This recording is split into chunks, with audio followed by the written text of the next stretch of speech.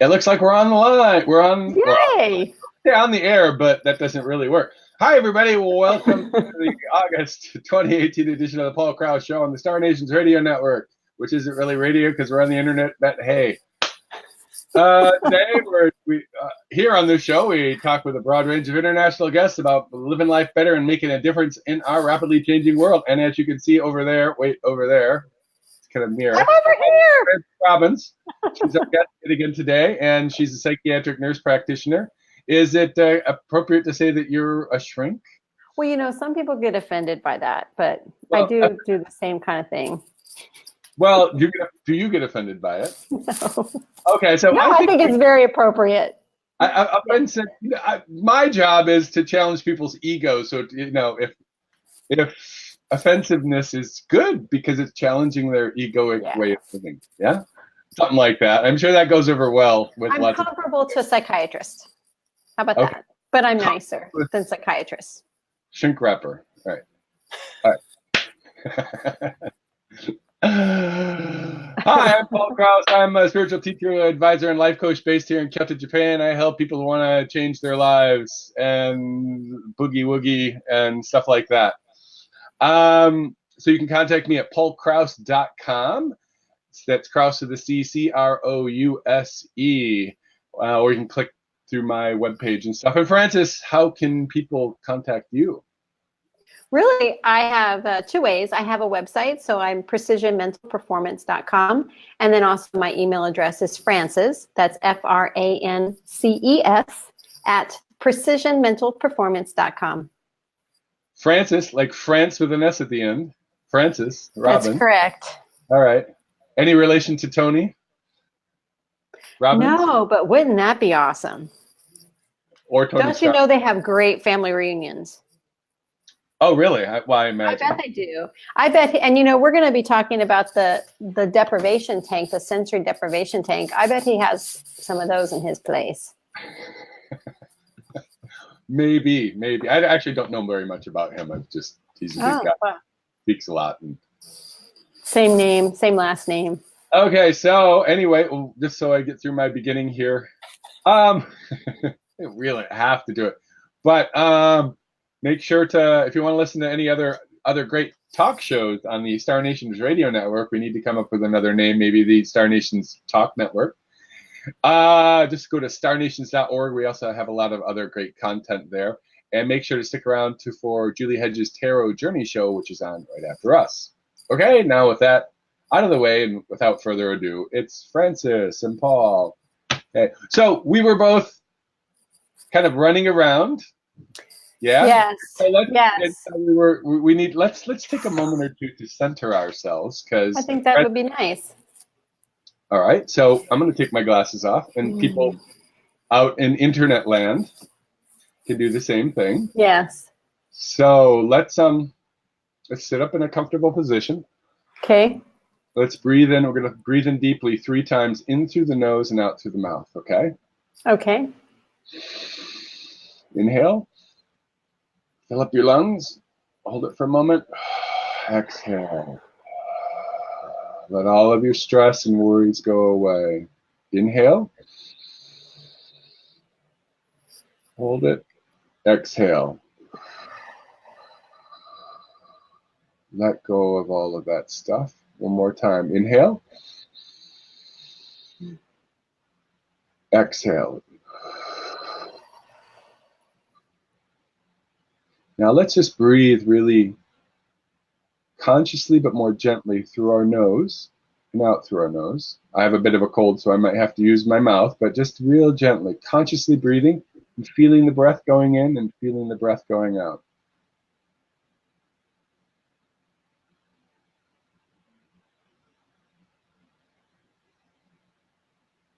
You don't have to be anywhere else or doing anything else. This is the most important thing you're doing in your life, is just to be right here, right now.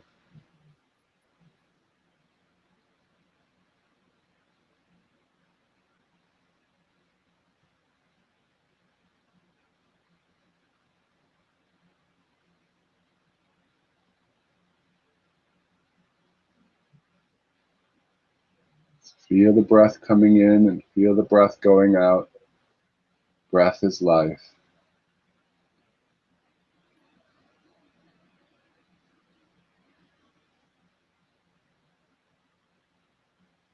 Here, I'll teach you something good. Imagine in front of us is an old-fashioned treasure box, like a treasure box that Captain Jack Sparrow might have stolen, an old wooden box with iron on it and a lock. I want you to open that box in front of you. And I want you to take all of your stress, all of your worries, and all of your anxieties, all of those negative thoughts and emotions, and I want you to put those in that box right now. Just pick them up and drop them into the box. Now I want you to use your hands, put them in the box. Now I want you to close the box. I want you to reach down in your pocket, and I want you to pull out an old-fashioned skeleton key. And I want you to put that skeleton key into the lock in front of it and lock the box. Take that key out and stick it back in your pocket. Pick up this box and put it off to the side with all of your anxieties and stress and worries. We're just putting those off to the side. You can always open that box whenever you want to, but just for the moment, it's just off to the side. Okay? Let's take 2 more deep breaths.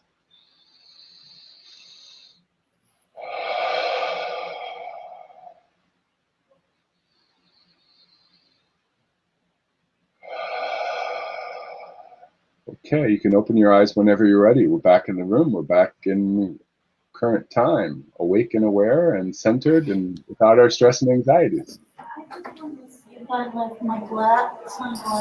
Nope. Thank you. So how are you doing there, Francis? I'm doing very well. I am at a coffee shop, and I have a little closet here that I'm talking to you guys from. Actually, it's an office, but it's about the size of a closet. Oh, or a Japanese apartment. Or a Japanese apartment. And someone came in and asked me a question. That's when I was like, no, just a moment ago. But I'm doing really well. I haven't talked to you in a while. So this is very, very nice. I am really happy we were able to make this happen. Me too. It's good. As always, it's good to see you, Francis. So you're in a coffee shop in what part of the world? I'm in Salem, Oregon, which is the capital of Oregon in the United States. And it's on the West Coast above California, right? But sometimes people have a hard time, especially if they're not from the United States. They have a hard time knowing where Oregon is, but okay. South of Seattle. we are nestled between Washington State and California. All right. So, yes, we haven't talked about you're doing well. Okay, I'm back in Japan. Yes, and you asked me earlier, it was baking hot. Now it's just hot. Yeah, you guys have it's been very bad. Yes, have you had fires?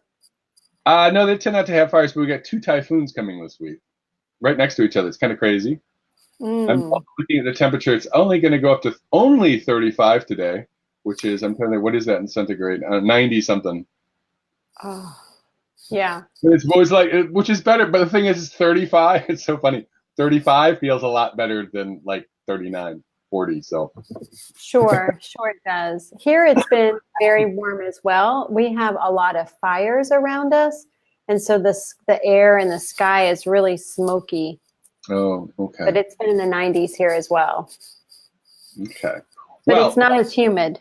Yeah, it's hot, sticky, and gooey here. I'm always very grateful that we have air conditioning. So moving on to our topic at hand. So we're going to talk about 2 things today. Basically, we're going to talk about what it's like living back in the States after living overseas. But first, we have a special prize. You were in a sensory deprivation thing. I was, and I really had the most. First. I'm sorry? Please explain what that is first. Okay. And we'll go from there. It is a pool of water. That is about like a bathtub, but it is filled with salt water, Epsom salts. and it has so much salt in it that you actually cannot sink. You just kind of float. It supports your body weight. Okay. And the water temperature is the same as your body temperature, and the osmolarity of the water is same as what's in your cells. So the water, you don't get, when you sit in a bathtub too long, you can get kind of pruny. Your fingers can get all pruny and stuff. Then you don't do that, and you don't get puffy. So you literally are in this tank of water that is the same temperature and fluid makeup as your own personal cells. So you have, after you're in there for a little bit of time, it's difficult to know when you stop and when the water goes. You just can't necessarily feel the edges of your skin. And the tank, some of them have lids on them, and it's almost like a capsule. Mm-hmm. Kind of looks like an egg, like from Mork and Mindy. We're dating ourselves now. But an egg, so it has like a hood that you can pull down, and then you're in a completely darkened space. So for mine, I chose to be in a capsule, and the water was about maybe 1.5 feet deep. And I floated right on top of the water, just like they said I would. And the capsule had illuminating lights with a light switch inside if I wanted to turn on the light. And it had a handle on the lid, so you kind of slide into the capsule, and then you're laying down flat, and you can lift up the hood up and down to get out of the capsule. But when you're in there and you have the lights off, there's nothing to distract you. So you're depriving your senses of feel. You are. The same temperature. Right. You're floating, so there's not the weight. Your sense of sight, your sense of sound. Mm-hmm. Probably. Everything, your physical senses. Yes. Certainly your intellectual, your mental faculties, those senses are going off, but your physical senses are stopped. There's nothing for them to do. Okay. So how long were you in the tank? 90 minutes. 90 minutes. Wow. And so I'm guessing it was pretty trippy? It was very trippy. And I don't remember any time in my life that I was alone with my thoughts for 90 minutes without being distracted or going to sleep. So getting prepared for it, I thought, what am I going to do? I mean, like 90 minutes is a long time. I can't listen to a podcast. I can't, look at my Facebook page. I can't check my email. I can't. What am I going to do? What am I going to think about? And when I got in there, right, where am I going to go? That's a whole nother story. Before I went in, the guy that was the owner of the spa that I went to, he was very clear about, you haven't done any psychotropics, right? You're good. Well, in Oregon, we are in Oregon, right? So in Oregon, just so you guys all know, we have a lot of creative ingestions here, from mushrooms to cannabis or marijuana, all kinds of things, of which I have not partaken. Not a good thing to do before you go into a sensory deprivation. No. So I assured him I had not done any of those things. But when I got into the tank, the lights were on, and then I thought, well, I'm just going to turn off the lights because, I want to understand the full effect. And I turned off the lights, and then I was there maybe, I don't know, it wasn't very long. And I got really kind of panicky because the door was down, and I was like, I can't see anything. I don't even know how to get out of here. And for just maybe 30 seconds, I was just spinning like, what am I going to do? This is the stupidest thing ever. I can't believe I'm doing this. It's probably really normal, and everybody gets the same thing, I bet. And then I'm like, I can always turn on the light. So now I'm in this tank. It's pitch black, and I'm like, where's the light switch? I couldn't find the light switch. So I was like, okay, I have Now we've been in skills. there a minute. I can calm down. I found the light switch. I reoriented myself to where I was in the tank. Not that I'd gone anywhere. Figured out where the hydraulics were that hold the capsule door. Found the handle for the door. So I was completely oriented and no longer fearful. And then I turned off the light. And then I was much better. And I was like, okay, I got this. And it was very, very interesting. I probably maybe 20 or 30 minutes went past before I really was comfortable. Mm-hmm. And then after that, I just really started to think about, what is it that, you kind of go into this whole, what is your purpose of life? What are you doing with the talents you have? What does the universe have for you? And it was really insightful for me. It was a huge thing. And then it seemed like no time had passed. And the 90 minutes was up, and they alert you that it's time to get out when they put on some nice instrumental flute music. But otherwise, it's just quiet. Question, a couple questions. Yes. I have questions. I actually studied about this previously. I haven't done it though, but I've done shamanic journeys and so forth. It's somewhat similar, not quite, but somewhat. Did you go anywhere? Did you have some people have visions in their mind of like lights and kind of? Yeah, I will tell you that I was, I don't usually dream in color. I usually don't see color when I close my eyes. I just haven't.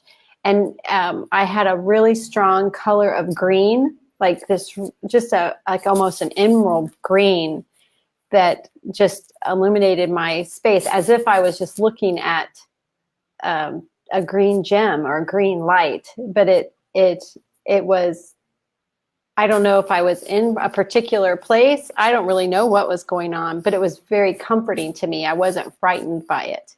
Okay. Green, red, orange. Green is the heart chakra color, by the way. Is it? Yes. Well, it was very green, and it was, and I just remember thinking, this is so interesting. I've never seen color with my eyes closed. Okay. I actually see color often with my eyes closed, but that's your. Mm-hmm. That's really interesting. The So when we do things like shamanic journeying, it's sometimes very similar, but the total sensory deprivation is challenging to do, unless you have a tank, because especially the suspending. Mm-hmm. Sorry, I don't have the levitation skills yet to levitate over the bed or anything. Got to work on that a bit. But this is also stuff that they use to brainwash people. So if you look it up, you worked in the Air Force for a long time, right? I was 10 years, man. So if you look it up, during the Korean War, the pilots, you've probably seen these films. They'll show these films of these U.S. pilots that had been, they were shot down over North Korea and taken prisoner. What they did is they did something that was very, very similar to the sensory deprivation tanks, but in the middle of it, they started, because they have your mind is really open, they started putting stuff into their minds. And so you'll see these videos of people, wow. Saying, they're basically towing the line of the North Korean government, and then saying that the United and the fact that the United States is the horrible imperialist whipping dogs, whatever they said, and these pilots actually believed it because as opposed to being have a gun to your head going, okay, wow. They also the Shinrin Kyo, which is the crazy religious cult that let go of, that they had poison gas bombs, sarin gas bombs in the Tokyo subway in the 1990s. That's what they also use similar techniques to brainwash people to when they join the cult. Basically, they stuck them in a one tatami mat room, which is a tiny room that's dark. Oh, they gave them LSD first, and then they stuck them in a tiny black room. And then a few hours later, the they did weird stuff with lights and sound, and then the gurus coming in, going, and in a rapid time, minds were that. So it's just with all of this stuff, when we're going into doing things like this shamanic work or any kind of work with this stuff, people's minds are quite open, right? And that's a good thing if it's done in the right environment, but it can also, like anything else, there's a negative side to it. So even people doing things like one gentleman was talking about going to Amazonia and doing ayahuasca, which is apparently very opening to the spiritual stuff. But again, if you're in a wrong environment doing those sort of things, it's if you have a shaman or a trained person helping you, it's great. If not, you can like fry some stuff. But you had you had a good experience. I did. I had a good experience, and it really helped me to do some clarity for myself and kind of what's ahead. And when I was done, I felt certainly refreshed. I slept amazing that night, and I was really chilled all day. I was really calm and just I did it from 7 until 8:30 at night, and so then I ride a bicycle. We don't have a car, so I rode my bicycle back to my house, and I was just thinking, wow, like the street lights look so different, and cool. And the air feels so different on my skin, and I can listen to those birds. I mean, it was just amazing how I could really pick up where in the past it just kind of gets muffled and you don't hear it anymore. It was a wonderful experience. I would like to do it again, you know. What do you think about somebody who's in so you're a licensed professional in psychiatry. Yes. What do you think about someone doing this who's like not in a great state? Someone who's anxious or depressed? Would you think this could be something that's good for them to do, or not good, or good to do if you had someone there with you? I think it would be really good to do. I can't imagine it not being a problem.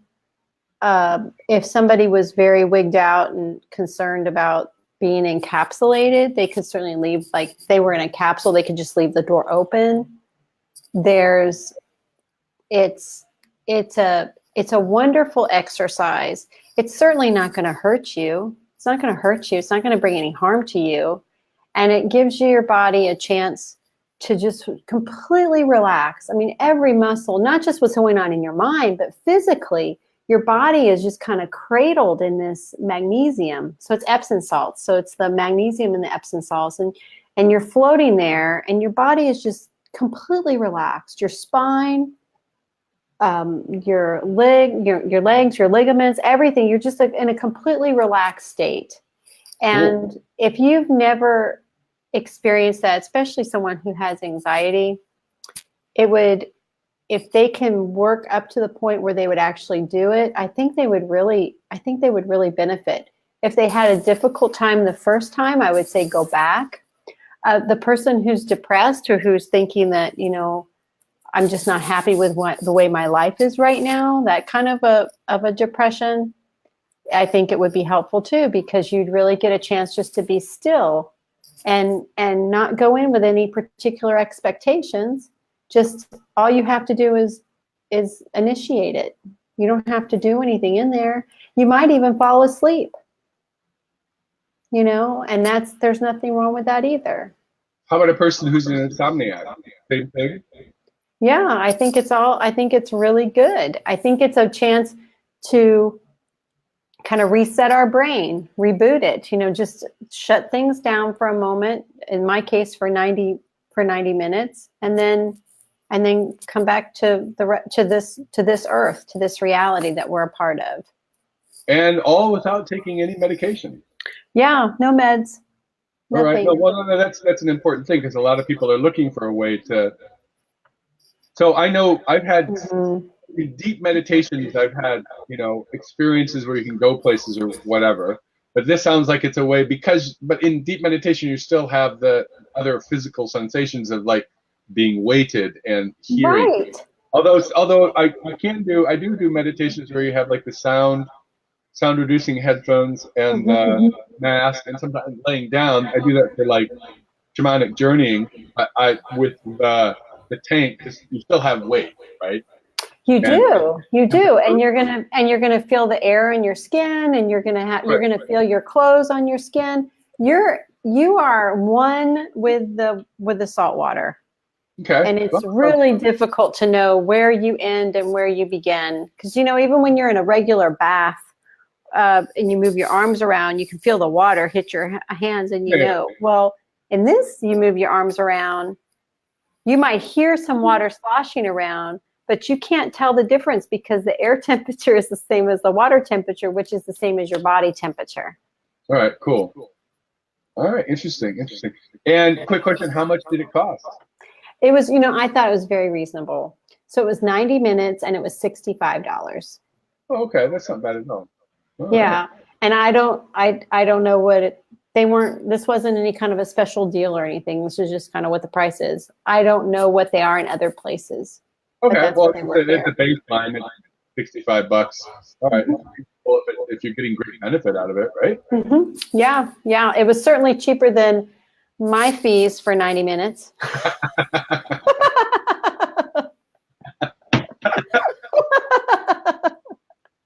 Oh, that's a good joke. All right.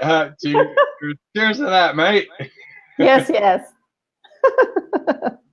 All right. I'm now looking at cheaper than a month's supply of, medication. Whatever. Happy pills they're getting. Yes, happy pills. All right, I'm going to pull our names down again. So let's, and if anybody, Madison, Wisconsin. So Neshi wrote in Madison for $69. Yeah, is it 90 minutes? I wouldn't recommend doing it less than 60 minutes, but my thingy didn't have an option. It was 90 minutes or nothing.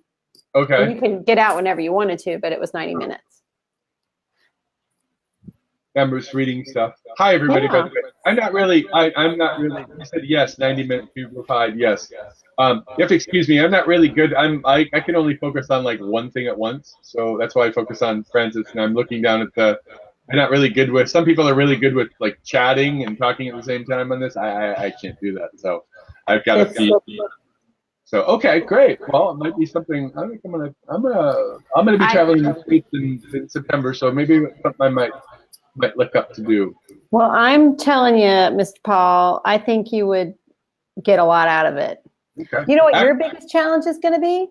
My biggest challenge, fitting in the thing? Fitting in the thing. Yeah, I have those problems all the time living in Japan. Yeah. So it was pretty big. I'm 5'8", and it seemed like it was pretty long, but I'm sure they probably have. I would bet. I'm still actually considered normal size at the top end, so. Okay, that to me I think would be your biggest challenge. And like the doorways are here. So. Yes. I know. Yeah, I mean, I have kitchen counters are really low. People go, where do you want to eat? It's like, well, will I fit in the table? Especially because sometimes I don't. And sometimes the restaurant people get annoyed by that. It's like, your table's too small. Anyway, let's shift gears here. Yes. So how long have you been? So thanks for sharing that about the sensory deprivation. Yes. Sounds like it's a good thing. I also have friends who are have insomnia issues that I would like to encourage them to try something like that around here. Sounds like that could be something that's very helpful.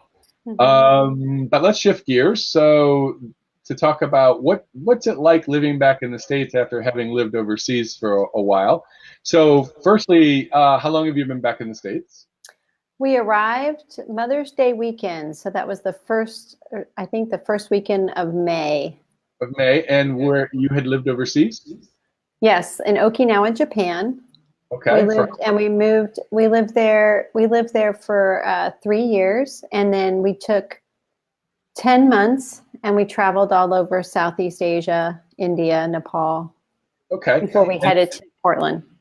Now, when you were living in Okinawa, you were in the United States military, correct? Correct. And so you were in an environment that was pretty American. Yes, on the base was pretty American, but outside of the base was just regular Okinawa. So, and Okinawa is different than mainland Japan. Okay, in what way? It's not as uptight. So it's pretty laid back. It's an island culture. Okay. It is. Have you been? No, but I probably live in the most uptight part of Japan, so Kyoto. Yes, so it's a very relaxed, prefecture. So it doesn't have very much English, though. The Okinawans are not very happy with the Americans there, and they don't really embrace English too well. So it's not like I had the ability to kind of still make it around. I used Google Translate a lot when I was out overseas. Now on base, that really is like a little American city. You have a grocery store, you have a bank, you have a post office, you have a hospital, those kind of things. Like all churches, like it's a very American city. Okay. We lived on base, but we didn't really have anything else to do with being on base. We did all of our grocery store shopping off base. We ate out, on the community. We would go with Keith being doing his photography. We were all over the place in Okinawa. Okay, Keith is your husband, and just to clarify, you were a mental health provider for the United States Air Force, correct? That was correct. Okay, all right. So now you've been back in the States. So you were overseas for 3 years, and then you traveled quite a bit. Mm-hmm. What was your first impression going back? Well, I was on the airplane on the flight over. I was really excited because I hadn't been back in a long time. Mm-hmm. And I was looking forward to some American food, and I just thought, oh, this is going to be like a comforting feeling, mm-hmm. like coming home. Mm-hmm. And it was not that feeling. Okay, and why not? It was very interesting. So when we came back, when we landed, we actually landed in Vancouver, BC, and then we took and we stayed in Vancouver for a while, but that's Canada. It's very similar to the United States. And then we came to the United States. But when we finally ended up in the United States, or that little jaunt to get to Oregon, I was very surprised at how loud everything is here. The noise level is very high. As we were traveling, well, I mean, we were in India, that's pretty loud. But when we were traveling all over, because we didn't speak the language that we were a part of, that community of people, we didn't speak their dialect, their language. I was just kind of tuning it out. Like it didn't make any sense to me. It's almost like it just wasn't even a part of anything. It was just interesting rhythmic noise. Right, but you don't focus your attention on it because you get anything out of it. No. So I come back to the States, and it's really distracting. Like you're talking to somebody, and then there's somebody right here, and they're talking to somebody, and this person's talking to somebody, and they're all talking the same language. Yeah, but you have to hear it. I know exactly what you mean. It's really, really hard to turn it off. You're speaking English, and you're like, "Oh my God!" Yes, it is. I really don't want to listen to what that person has to say. I know, and I'll be sitting there going, "Oh my goodness, I can't believe I'm hearing this. This poor person with all their woes, or that that argument that's happening, where it probably was going on around me all over, but because I didn't understand the language, I just discounted it." So that was huge. Or when you were living in that environment, you'd already had the ability previously to turn that off or to just push it up inside. Okay. I understand that wholeheartedly. By the way, for everybody, I've lived overseas 23 years, so I got you there.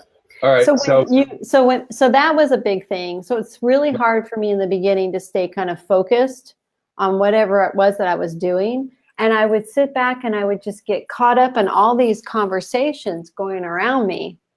And then, Okay. and then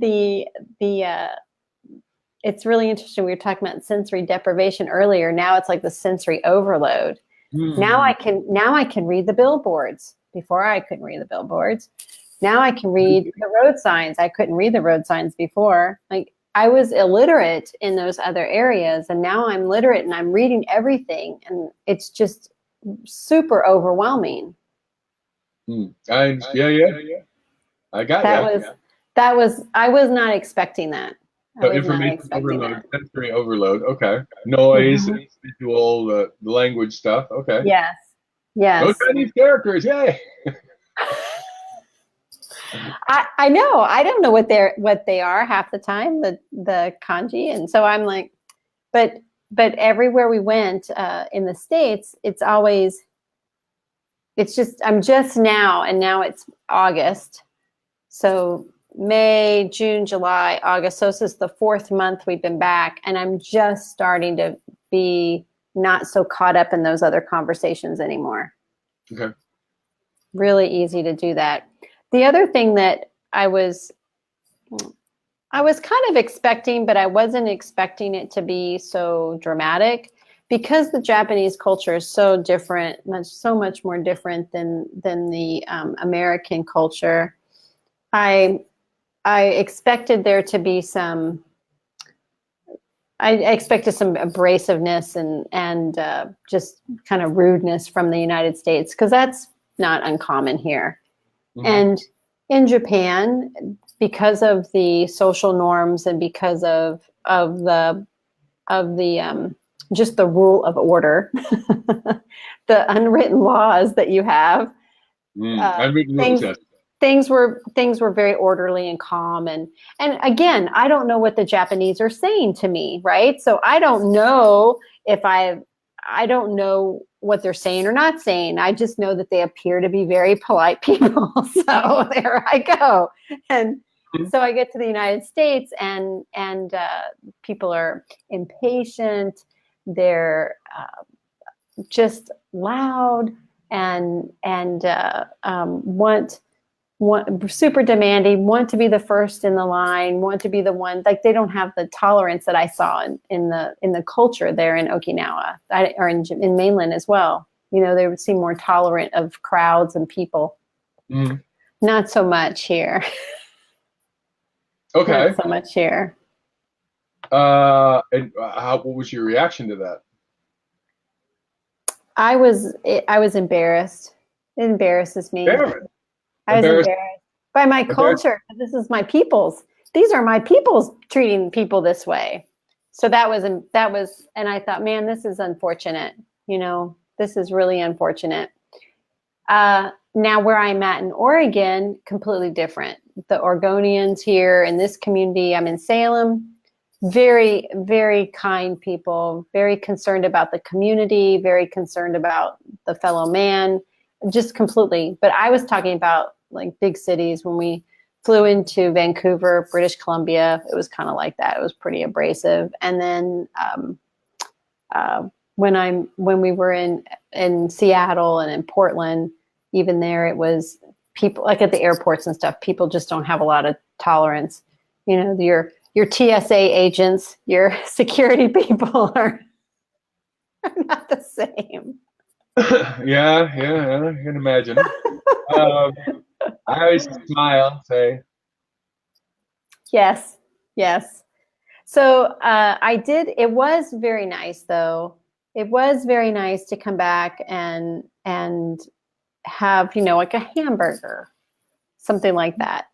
And it be something that I can connect with and have some food, or go to the grocery store and see the foods that are just common here in the United States that I haven't seen in Asia.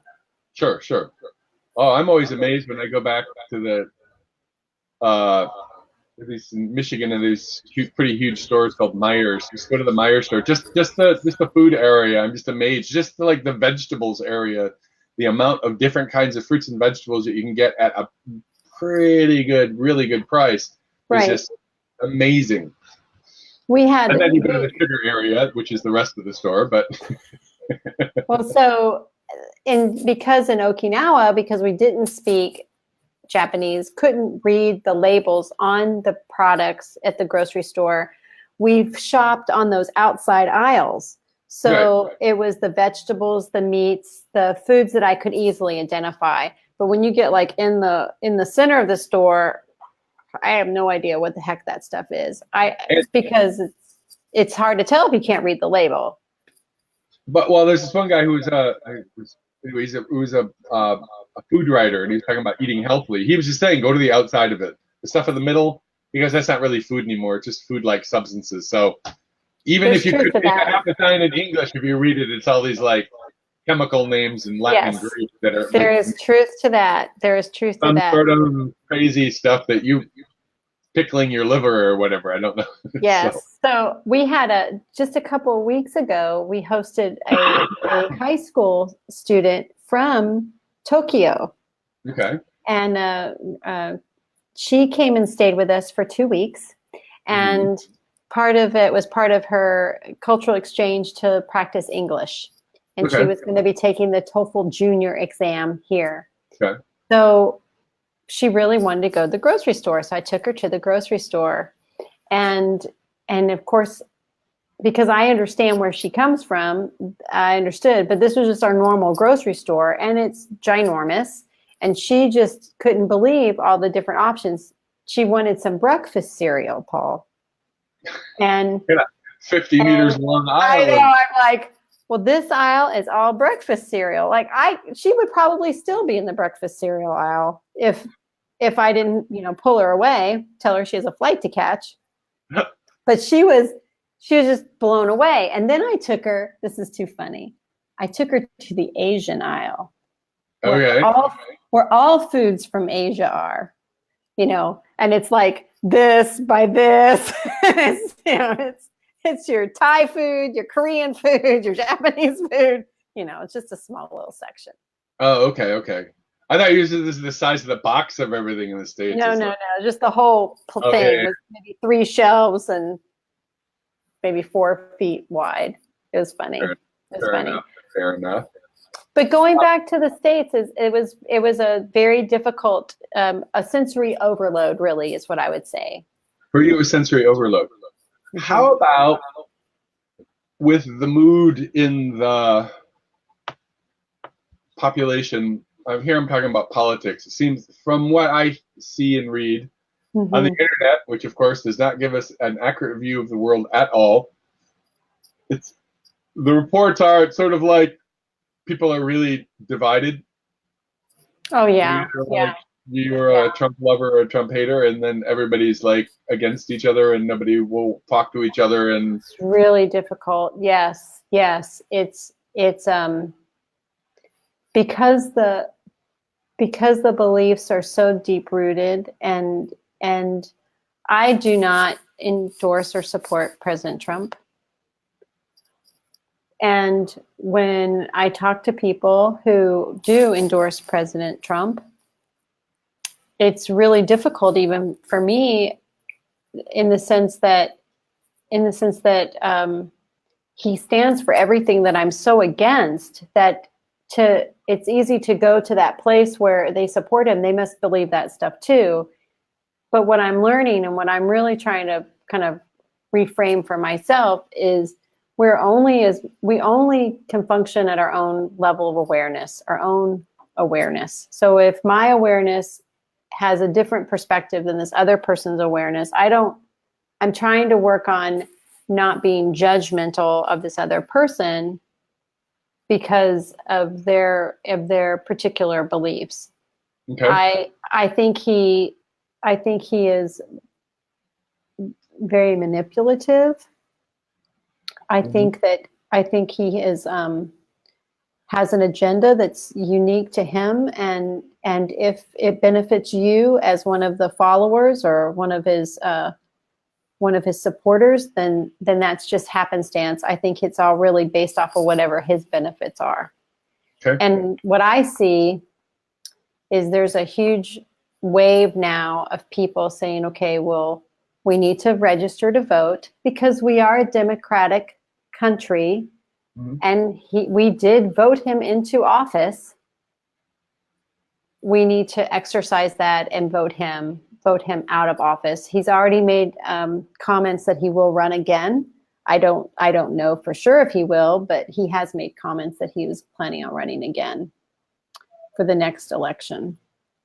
So when you're, because again, it's hard for me to gauge this from being on the other side of the big pond. Do people like openly talk like about this stuff in public? Not really. I don't see it too much. There's I think in the beginning there was such disbelief that this has even happened. And now people have kind of settled into their camps, and I don't think there's a lot of conversation between back and forth. I just don't. I know in my community, we just continue going on with our own purposes and our own visions and our own things that we want to see done for the community. Okay. And support our local politics, support our local politicians here, and just try to maintain the things that have been put into place by President Obama that President Trump is trying to remove. Okay. So people really, I just don't see it too much. Even his ridiculousness, in the beginning, people were just like they were just going off on how ridiculous some of the things he's done. And now it's not even really newsworthy. And I would tell you, and this is what I've told my friends and folks around here is, if you are somebody who is following him on Twitter, on your tweet feed or whatever, right? You are feeding into his narcissism, into his delusion, into his audience. Turn it off. Like, can you imagine if everybody took a Trump holiday and just removed him, deleted him from their feed? I mean, I don't even know how he would stand it. Sure. Well, from an energetic point of view, it's like you're not feeding the energy, right? By giving it attention, by focusing your attention on give it energy. It's pretty difficult to ignore the president of the United States, though. That's the challenge of it. So, for example, with the news meetings, the reporters, you have to. How do you deal with? I have a friend who actually works in Washington in the news media, and he's actually not. I won't say work, but he's not with one of the main commercial outlets. And what they decided to do was to ignore what he says, but to report what the administration does. I think that's probably the best. I think that's the best thing, honestly. And you can tell those news agencies that are doing that now too. I was listening to something on NPR, which National Public Radio here in the United States, and there was a comment made about that we're no longer following this. We're going to be reporting what we see, actionable things that need to be reported.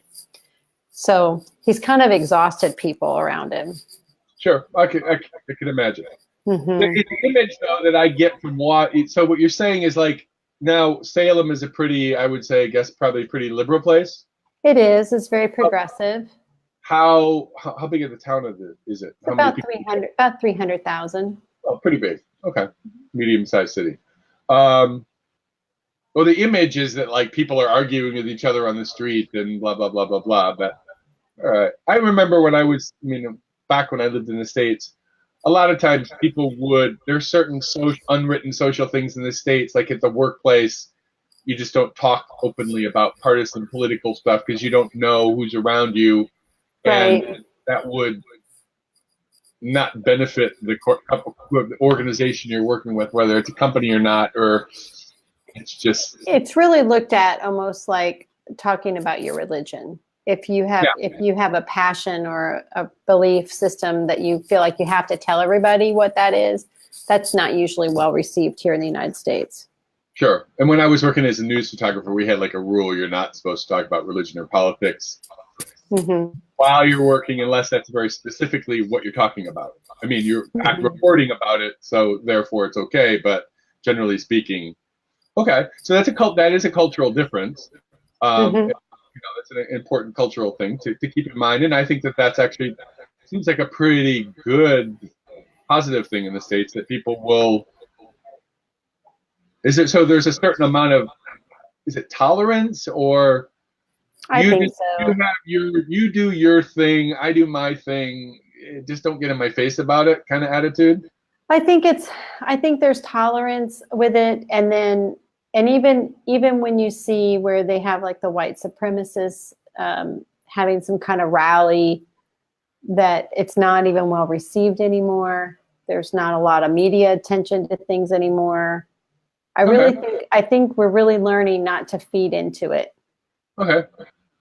I again, having worked in the news media, and this was in the 80s and 90s, you can say a lot of times I was the photographer. So yeah, the camera is there and you have to come up with one image to show it. It looks like, you've got these 25, for example, white supremacists or whatever, and there might be 3,000 protesters, or it doesn't, without having the context of the situation, it's like that one image or that one, 10-second film bite doesn't give you the view of what's really going on without the context. So that the context is always, because what are you going to show? You're going to show, okay, these guys are trying to fight with somebody, or they're yelling and screaming, and the people that are trying to get attention, what do? They do something outrageous. So, and because the camera's going to look at that as opposed to, the people 2 blocks away were, you're helping, the kids helping the little old lady across the street with the groceries. Of course, that's not news. News is always the thing that's outside of the norm. People helping each other and living in the community. Basically, I think most people are basically good.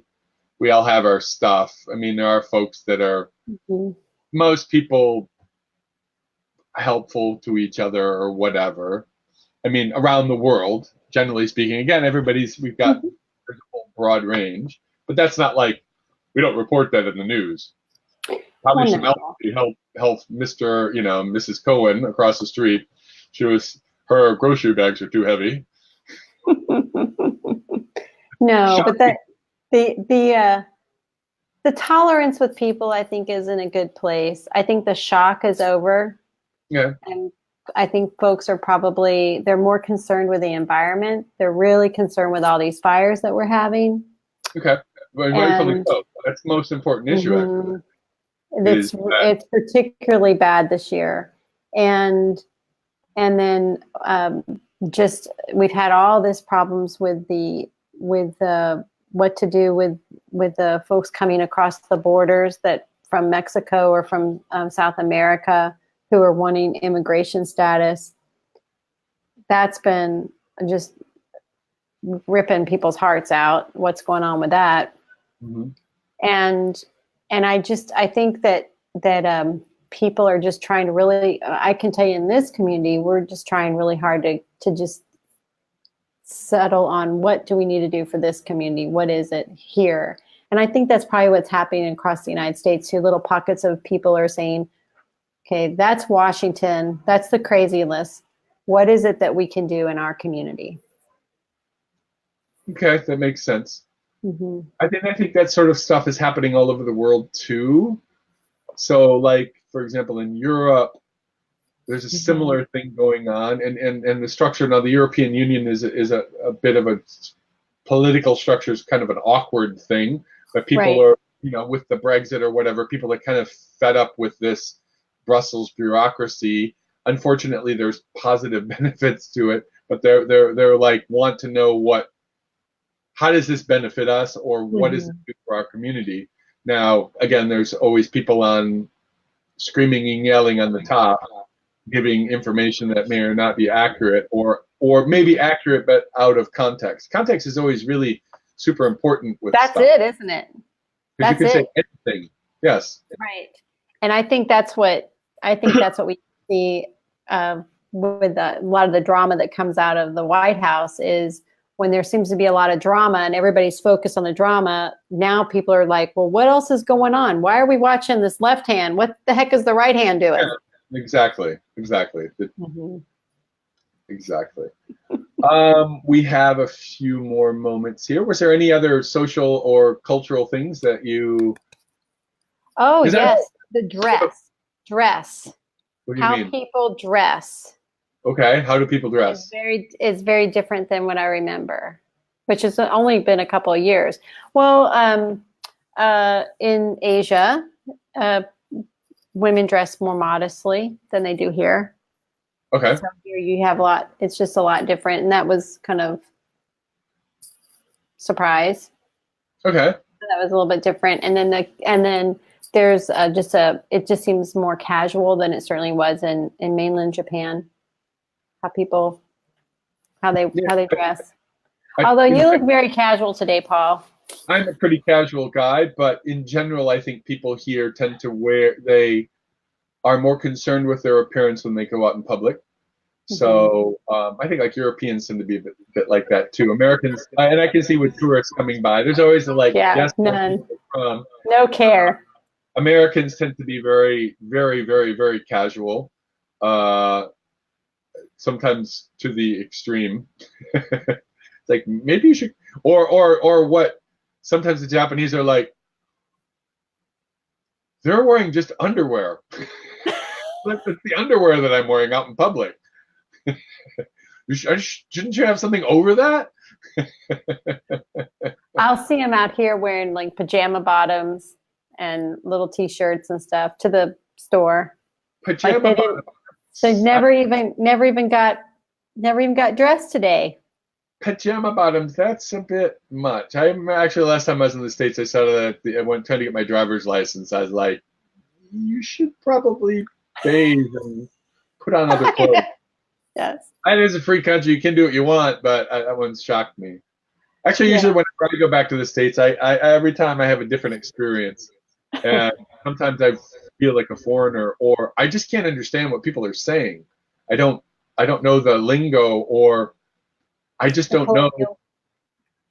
It's like in Michigan, people kind of mumble. There's like a Michigan mumble. It's like, could you open up your mouth? It's my native dialect, and I can't understand it anymore.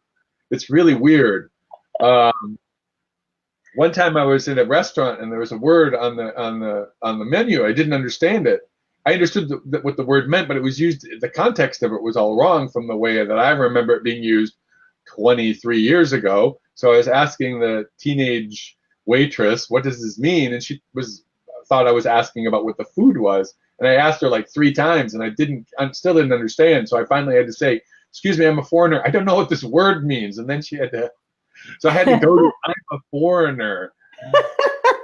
The town that I was born in, Muskegon, Michigan. So that stuff gets a little crazy after a while. You need to come back and just, then I think it probably would change your perspective too when you return back to Japan, because it really. It always does. I hope to be traveling there in September and October. We'll see. Good. Before the snows come. Oh yeah. Yeah. Western Michigan is pretty bad because it's right next to the lake and it just dumps. All right, I'm looking at the time. We've got just a very little bit of time. So Francis Robbins at mentalperformance.com or Francis Robbins. I think if you just Google Francis Robbins, you find you. Yes. Yes. Okay. You're a psychiatric nurse practitioner based in Salem, Oregon, and you're licensed in Washington State and Oregon, and can work with people overseas. I do work with people overseas. The online therapy, man, it's where it's at. Okay. Makes it easy. All right. And my name's Paul Crouse. You can find me at paulcrouse.com or on any of these social media platforms. I work in Kyoto, Japan, and I also work with people overseas via the old internet, the internet YouTube. Okay. Thank you very, very much, Francis, for taking the time to talk with us. Awesome. Pleasure. And I should get offline so that the next person can. All right. So bye, everybody. Bye.